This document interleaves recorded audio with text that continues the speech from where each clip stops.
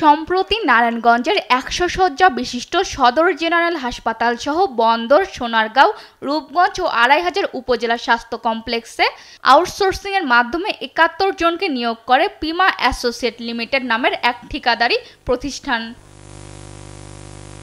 গত ৪ বছর ধরে এই একই ঠিকাদারি প্রতিষ্ঠানকে হাসপাতালে আয়া, বুয়া, পরিচ্ছন্নতা কর্মী ও ওয়ার্ড বয় সহ বিভিন্ন পদে অস্থায়ী ভিত্তিতে কর্মী নিয়োগ দিতে বেছে নিয়েছে সিভিল সার্জন কার্যালয়।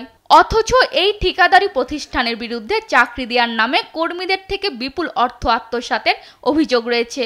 এই চক্রের সঙ্গে জড়িত হাসপাতালের কর্মকর্তা, কর্মচারী সহ স্বাস্থ্য বিভাগের লোকজনও।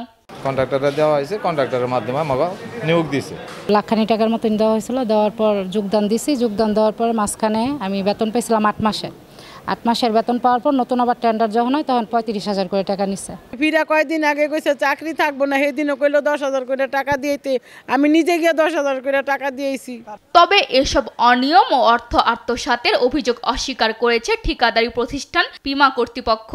আমি নেই ভাই, আমি কোনোদিনই নেই, আমি কোনো টাকা কাউকে কাছে এমন কোনো প্রমাণ দেখান আপনি, আমি এই কাম আমার দ্বারা হয় না কোনো সময়।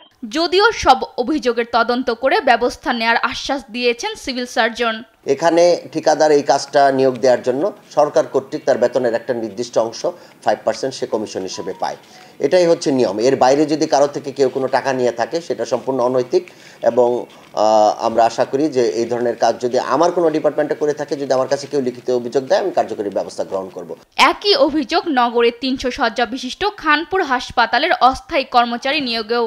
এ হাসপাতালে গত বছর ১৭ জন কর্মী নিয়োগে অনুমতি পায় ঠিকাদারি প্রতিষ্ঠান গাজী অ্যাসোসিয়েট লিমিটেড। অভিযোগ রয়েছে তারাও কর্মীদের কাছ থেকে অর্থ নিয়ে তা আত্মসাৎ করেছে।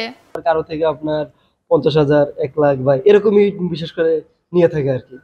শুরুতে আমরা ৩ মাস ভালো বেতন পাইছি, তারপরে এখন আমাদের কোনো বেতনের ইয়া নাই, খোঁজখবর নাই।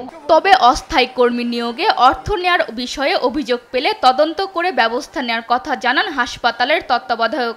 আমি তো প্রায় এখানে ৪ বছর ধরে আছি এবং তারাকে লিখিতভাবে বা মৌখিকভাবে কি এসে বলেন যে আমার কাছ থেকে টাকা নিয়ে আমাকে আউটসোর্সিং চাকরি দেওয়া হয়েছে।